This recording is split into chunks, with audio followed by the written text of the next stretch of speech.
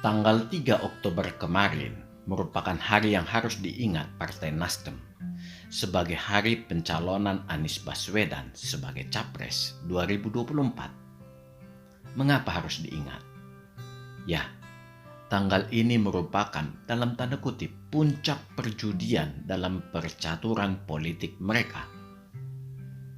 Jadwal ini di luar dugaan banyak orang yang sekaligus membingungkan manuver apa yang dimainkan oleh Nasdem dengan memajukan jadwal pengumuman.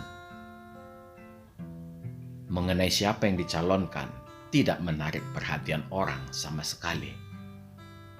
Sudah sangat terang benderang bahwa Nasdem mengusung Anies Baswedan. Sepertinya Nasdem menganggap remeh hasil polling dari lembaga-lembaga survei dengan tetap mengerucutkan satu nama untuk diumumkan kemarin, dan dengan gegabah mengatakan memilih yang terbaik dari yang terbaik. Ya, sebuah sikap gegabah yang masih dapat ditolerir sebagai pendapat pribadi ataupun komunitas Nasdem. Padahal, dari mulai pengumuman 3 capres yang lalu, seharusnya Nasdem sudah harus semakin berhati-hati dikarenakan hasil polling mereka terjun bebas sampai di bawah 4%. Sebenarnya, fenomena internal Partai Nasdem sama dengan partai lain, yaitu adanya tarik ulur antara pendukung Anies Baswedan dan Ganjar Pranowo.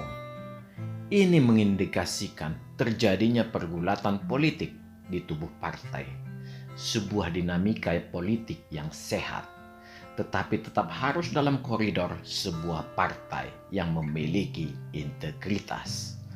Partai yang memiliki visi dan misi yang jelas dalam kesatuan bingkai NKRI. Kekaguman saya pada Surya Paloh sama seperti saya mengagumi SBY di awal dia menjadi presiden di periode pertama. Kekaguman saya berbeda dasarnya terhadap kedua orang hebat ini. Surya Paloh membentuk partai yang boleh dikatakan paling senior saat ini setelah Orba berakhir, yaitu Partai Nasdem. Di sisi lain, saya menyadari kekaguman saya kepada SBY ternyata tidak memiliki dasar, karena saya melihat sebenarnya SBY hari demi hari semakin tidak tampak memiliki dasar berpijak. Malah sudah menjadi sebuah klan keluarga tersendiri yang eksklusif.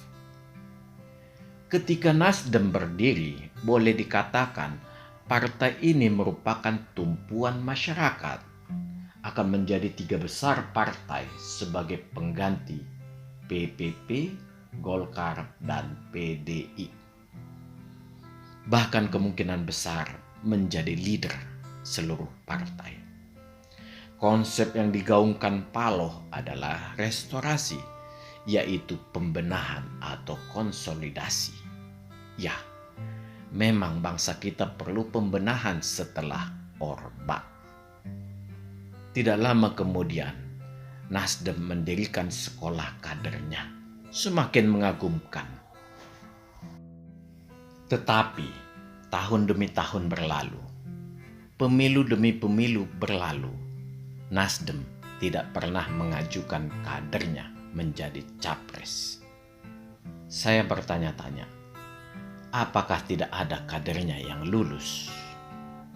Atau memang kader tidak diizinkan menjadi calon pemimpin? Orang juga menjadi bertanya-tanya, apa sebenarnya yang mau dicari seorang Paloh? Justru 2 partai warisan Orba yang sekarang mendominasi menjadi tumpuan masyarakat.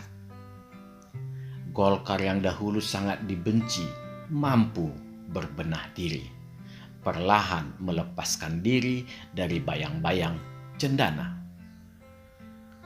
PDI Surjadi yang bermetamorfosa menjadi PDIP terseok-seok mengembalikan citranya. PDIP lah yang justru mampu melakukan restorasi dan menunjukkan diri sebagai primadona seluruh partai sampai saat ini. Berkat seorang kader dadakan yang prestasinya tidak diragukan dunia, seorang Joko Widodo. Saya mulai meragukan proses restorasi apa yang dilakukan Nasdem sebenarnya. Kalau internal tidaklah mungkin, karena sejak berdiri partai ini sudah menggaungkan restorasi. Jadi apanya yang mau direstorasi? Kalau restorasi sebagai sebuah kebangsaan, rasanya yang mereka lakukan akhir-akhir ini membuat kening para penjaga NKRI menjadi berkerut dalam. Parpol memiliki peran yang sangat penting sebagai wakil dari masyarakat untuk membantu mencari calon pemimpin sebagai presiden, kepala daerah maupun anggota dewan. Dengan menyerap aspirasi keinginan masyarakat, maka parpol harus mengejawantahkannya menjadi sebuah visi dan misi untuk mengemban kelanjutan tugas-tugas kenegaraan. Selanjutnya, menggembleng orang-orang pilihan yang tepat untuk melaksanakan tugas partai tersebut, yang sekaligus amanah rakyat. Dari sisi restorasi dan penyambung keinginan rakyat, saya berpikir Surya Paloh sudah gagal. Kegagalan yang saya pikir tidak perlu terjadi, hanya dikarenakan adanya dinamika partai yang tidak mampu dimanajemeni dengan baik. Sangat bertolak belakang dengan background seorang Paloh sebagai pelaku bisnis yang levelnya sudah raksasa. Disinilah dibutuhkan kehati-hatian seorang politikus. Bila dia berhasil menjadi seorang manajer di bidang politik, maka dia berhak memiliki gelar seorang negarawan.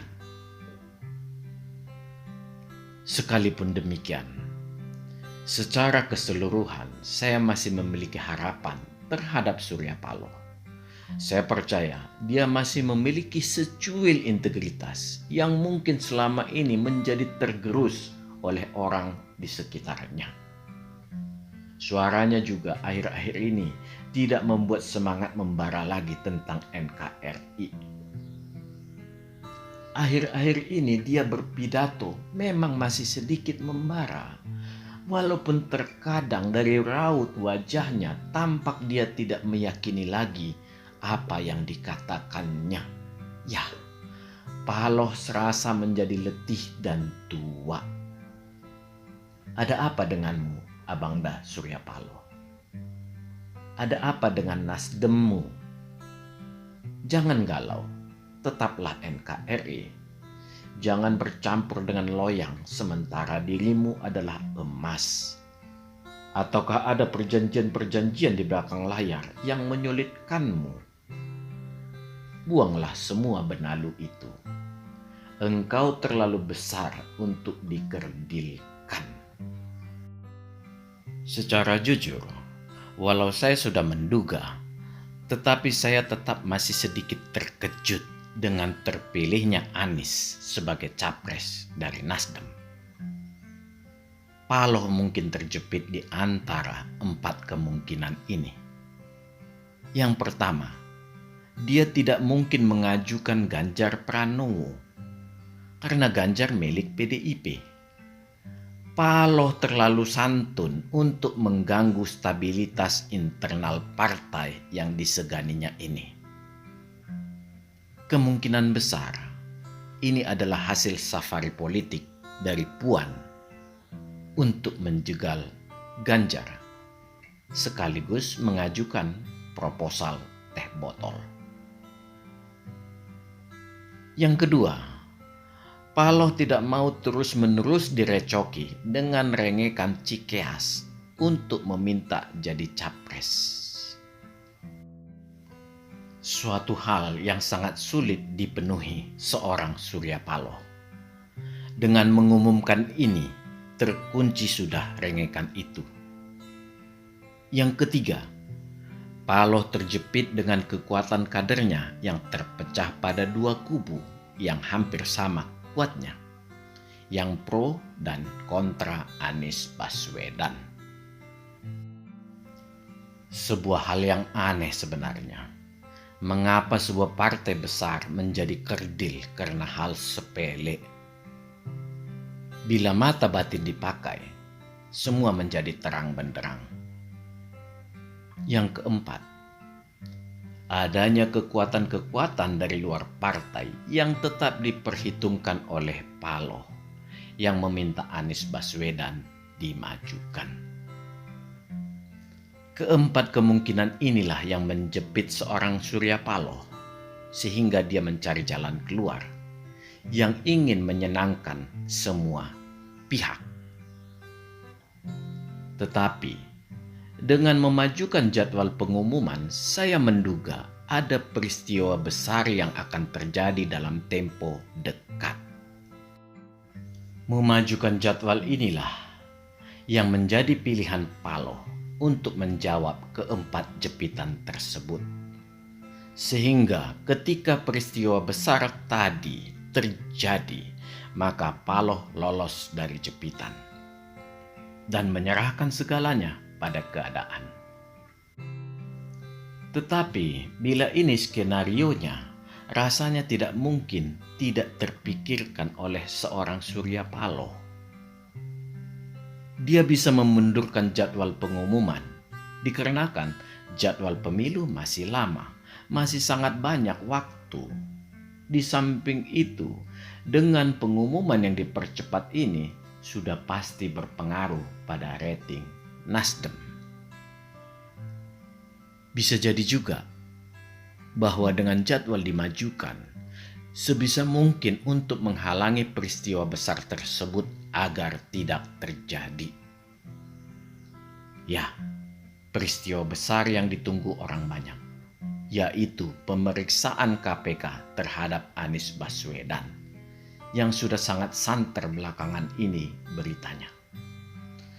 Bila memajukan jadwal ini di-create untuk membuat KPK segan, ya rasanya sah-sah saja, walau rasanya mustahil mampu. Dan itu semakin memperburuk citra seorang Surya Paloh. Karena kasusnya yang sudah sangat terang benderang, walaupun tetap membuat masyarakat bingung dengan pertanyaan yang memenuhi kepala banyak orang. Apa sebenarnya yang sedang terjadi di KPK? Dari banyak video saya sering mengatakan bahwa politik tidaklah kotor. Karena politik itu hanya tool atau alat. Tetapi tangan kotorlah yang memanfaatkan tool itu.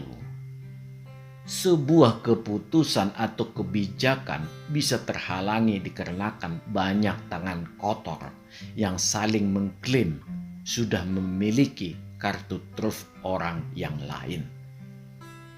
Ya, politik sandera sudah merajalela di Indonesia. Inilah politikus-politikus yang sangat menjijikkan sekaligus menyebarkan aroma kentut yang menyengat dan sangat menyengsarakan rakyat.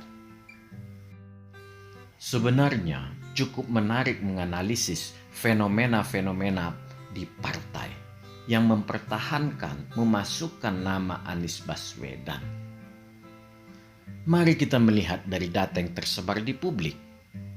Yang menjadi pertanyaan keras di internal sebuah partai kemungkinan besar adalah prestasi Anies dan bagaimana menjawab gelar yang diberikan orang kepada yang bersangkutan, yaitu Bapak Politik Identitas dan Gubernur Terbodoh. Harus diakui, memang akan sulit bagi penolak Anies bila ditugaskan menjadi juru kampanye atau jurukam. Mereka akan membuka file seluruh janji politik Anies ketika berkampanye menjadi gubernur DKI. Mana yang terrealisir dan mana yang hanya omong doang. Mereka juga akan melihat karya-karya Anies sendiri. Patung Bronjong Batu, patung bambu getah-getih, patung sepatu, sumur resapan, dan banyak lagi. Mereka juga akan melihat mengenai otak-atik masalah reklamasi, masalah naturalisasi atau normalisasi, masalah rusun atau vertikal, sampai ke rumah DP 0. Mereka juga akan mengernyitkan kening ketika melihat pembiaran pada saat kampanye jualan ayat dan mayat, sampai ke ucapan kemenangan pribumi ketika pidato menjadi gubernur. Dan banyak lainnya, yang semua dijawab dengan senyum manis, semua terpesona. Uniknya, semua dibiarkan. Entah memang seperti ini pengelolaan sebuah budgeting atau seperti apa, tidak jelas. Yang sekarang di otak-atik Formula E, yang juga tidak jelas endingnya. Kalau mau jujur, Formula E tidak sampai 1T. Dan memang itu tetap harus diusut. Tetapi jangan kita lupa ratusan T selama menjabat perlu diperiksa kemana alirannya. Apakah sudah benar? Bila sudah benar, di-compare dengan capaiannya. Atau apakah ada penikmat yang lain? Bila mereka mendalami sedikit lagi, mereka akan melihat bagaimana Anies mengatakan sebelum COVID sampai di Indonesia di akhir 2019, dia sudah membentuk tim untuk menganalisisnya. Kenyataannya, ketika COVID melanda, rasanya hanya Anies lah gubernur yang menyerah. Ya, dia menyerahkan masalah COVID ke pemerintah. Gubernur dari sebuah wilayah yang seemprit dengan APBD terbesar. Para pembela Anies bisa membayangkan bila Anies menjadi presiden.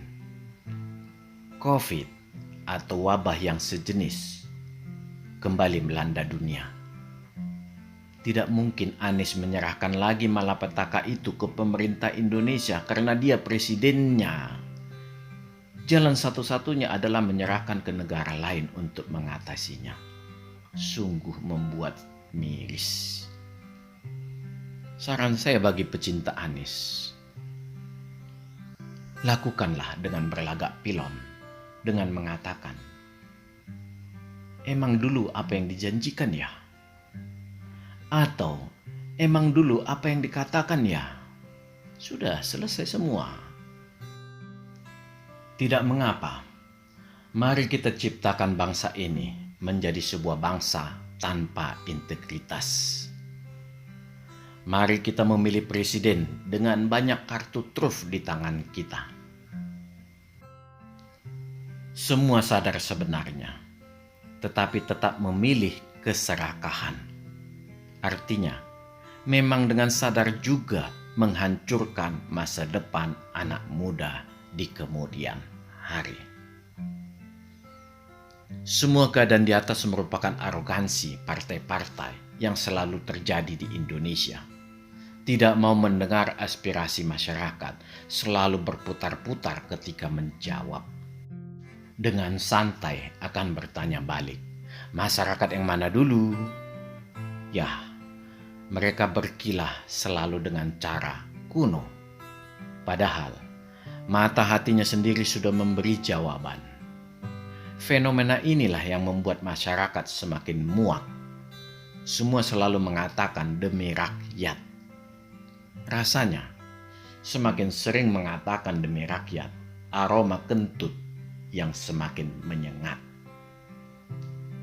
Kepada para pemilih muda, milenial, Anda semua harus semakin cerdas. Masa depan Anda dipertaruhkan dengan meletakkan fondasi yang kokoh saat ini. Jangan ada lagi dikotomi-dikotomi atau sekat-sekat dalam bernegara. Semua bersatu dengan latar belakang NKRI. Tahun 2050 di depan mata. Semua serba komputer dan robot. Berikan kursi kepada orang yang benar-benar mau bekerja. Bukan kepada orang yang mencari makan sebagai anggota dewan.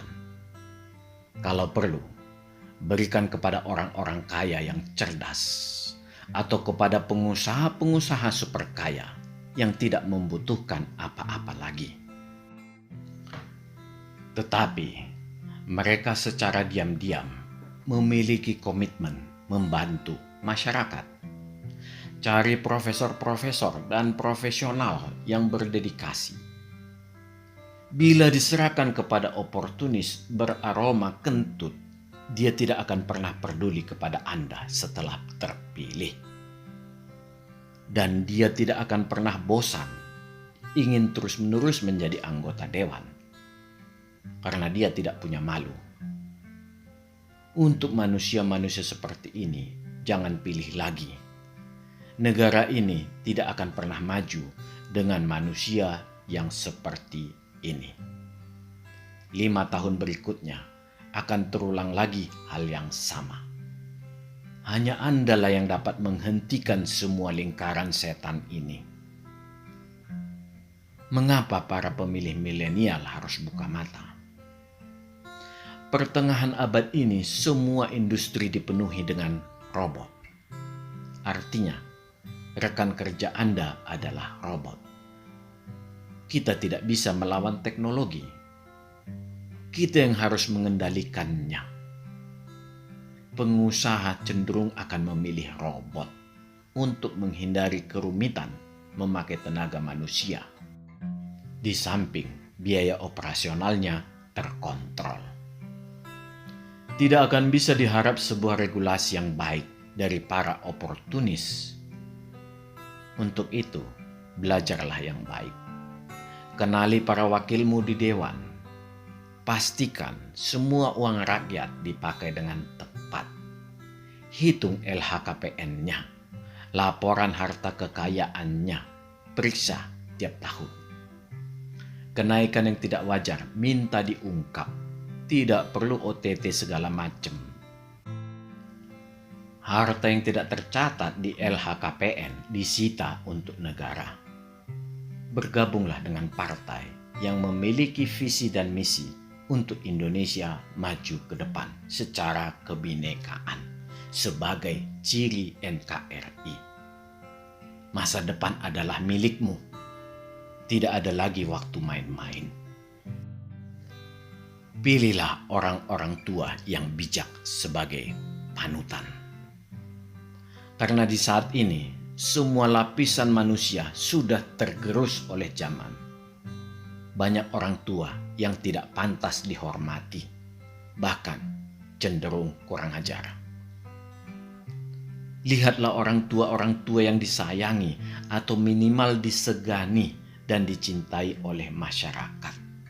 Dikarenakan perbuatannya sesuai dengan kata-katanya. Jadi, bukan karena disegani oleh partainya. Ikutilah orang tua seperti ini.